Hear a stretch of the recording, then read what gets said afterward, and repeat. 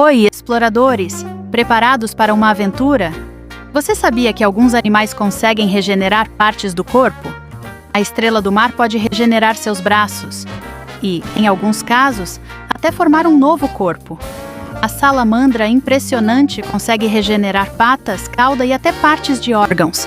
A lagartixa pode soltar a cauda para escapar de predadores e depois fazer outra crescer.